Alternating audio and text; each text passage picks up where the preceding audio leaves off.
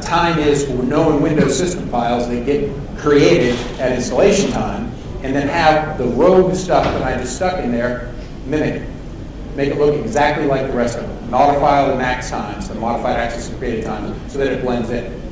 And that has been thwarting for incident analysts for a while, because of the fact that it's harder to actually detect it. But the beauty of it is, timestamp is a little bit inefficient. With NTFS, the New Technology File System, all data, the metadata, the timestamps, information about directory structures, information about contents of directories and files, is contained in a structure called the MFT, the Master File Table. The Master File Table basically consists of one entry per file or folder on your system, and they're 1 byte in length, each entry. And they're broken up into a series of different attributes. And each attribute contains a set amount of information. The standard information attribute for each record entry contains the modified access and created timestamps. However, inside of the short file name, which is the 8.3 compliant name, and the long file name, which is the full up to 255 character file name, for each file or folder, there is a duplication of those dates and timestamps. All three are duplicated again. Windows doesn't bother to query them. The only one Windows checks when it goes to actually display that is the standard information attribute. So the only one that timestamp bothers to modify is the standard information attribute. So if you actually go through, you can write a script that will manually parse your MFT, your master file table, pull out the date and times from the standard information attribute on everything in your system, compare it to those that are duplicated in the short and long file name attributes, and look for deltas. Wherever they don't match, big red flag, you should probably be looking at that file because it's probably malware and probably leave it in timestamp. Other things you can do. Hash analysis. So you're looking at your system, you've got 500 gigabytes image, and now you're trying to find out what out of all this big haystack is the evil needle. There are large data sets by the U.S. National Institute of Standards and Technology, NIST, as well as numerous law enforcement agencies that are available. There's also commercial sets. There's a company called Bit9 that has probably the world's largest hash set. And basically what they do is every time software is released, they buy it. And they hash every single file. And by a hash, we're just talking MD5 SHA-1's one-way function. You take any known data set, run it through the hash algorithm, it generates a value. And every time you run that same piece of data through the same hash, you get the same value. So it's just sometimes generically called a digital thing.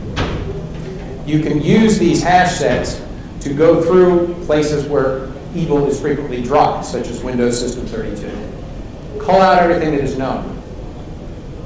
And that only leaves the unknown. And then you analyze the unknowns. Now, some of them are going to be legitimate, just unknown or modified slightly, but legitimate. And others might be evil. The other thing you can do with hash is once you've identified, yes, this is an evil file, get its MD5 hash, use these search tools to then scour the rest of the image for duplicate copies of the same file, which will frequently be put in other locations and renamed. Because again, when the hacker gets hold of the system, they typically want to make sure they keep it. There's been a lot of talk about malware that exists only in RAM, just resident malware. They take over your system, they put a process up in your memory space, it runs, it does evil, but it has nothing on disk. So as soon as you unplug it to do your offline imaging, you've lost all the evidence. Problem is, every time you reboot your system, the hacker's lost control of your box as well. And now they have to break back in. So while it does exist, I've seen it only in extremely specialized applications with extremely dedicated adversaries. Most of the time, people are going to want to drop something on your hard drive to be persistent. So it'll survive a reboot, reload it back up into memory space at the end of it. So most of the time, you're going to find it on the disk.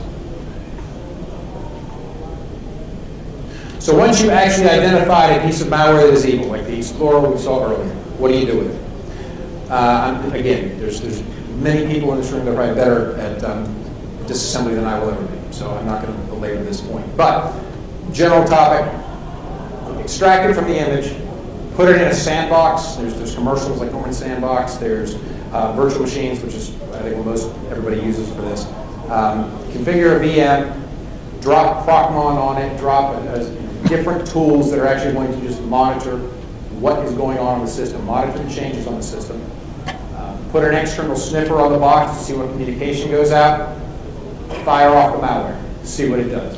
Look at the registry changes that are made, look at the files that it drops, look at the network communications it attempts. You may have to set up a bogus DNS server to allow some resolution when it tries to actually go out and go to a particular domain name, give it the name of something that has a listener on it, and allow it to make a connection to something you control in the Sandbox environment to see what communications are there. And then you can actually start trying to interact with it, doing a behavioral malware analysis. If the command is sent and I send a reply, what does it do? If I allow the TCP connection to complete, what does it then do? If I see it is expanded out and dropped 16 other pieces of malware, what do each one of those pieces of malware do? So that's the basic idea. You execute it and you monitor the changes, both on the network and on the system. And then if you're really good, you can pull the binaries out and start actually doing disassembly, reversing the things to see exactly what they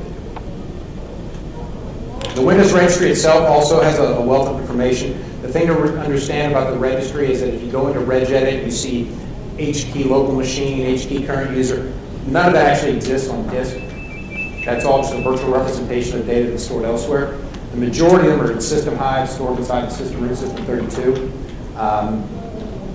There's also an intuser.dat file in each user's home directory that actually stores the HKey user data. So a couple of keys that are of interest from a incident detection perspective. HKey current user, which again, you would extract that from the intuser.dat file for the user account in question. Microsoft Windows Current Version Explorer Map Network Drive MRU shows you network drives that were mapped. Again, many hacks in the Windows world that occur. Once they own one of your boxes, they're going to start, particularly if they can get a valid username and account, they're going to start trying to just map to other drives. So if you look at this particular key, it gives you a list of drives that have been mapped to this system. So we've determined there's malware on the system, we've determined this system is compromised. Let's now see where they've been so I can identify the other compromised systems in my network. This particular key will store this information and tell you where they've been. And if you see things like here with these $, again, admin shares. They have connected to another system using an admin share, which means they have some valid administrator credential for that system as well. Now you've got another one you need to go image and do the analysis of because that's another hacked box. Similar key is in the same location, current version Explorer mount points. If they do a full map where they actually assign it a drive letter and it persists, that goes in the first key I showed you. If they do just sort of a dynamic access on the fly, like go to the CMD, they just go to start, run, and then use the UNC, the Universal Naming Convention, whack, computer name, whack, share name, to dynamically look at another computer's data, that will get stored here. And again, if you see the $, or G$ or what any of those $ admin shares, they own the other system as well. Take it under advisement, pull it offline. Another one that is a handy key, again under intuser.dat, is the recent docs.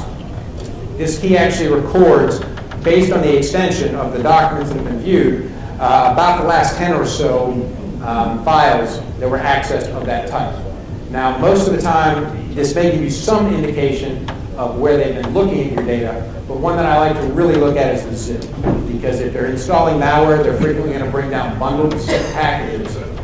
Look at the zips and see what has been accessed on the zip line, and look at the various zips that have been accessed to see if there's additional malware you can identify on the system. And finally, the SAM hide itself. This is located in Windows System 32 in a folder called in a file called SAM. This is where your local user accounts exist. And if you open it up with a forensic tool like Access Data's Registry Viewer, which you can download for free off the Access Data website,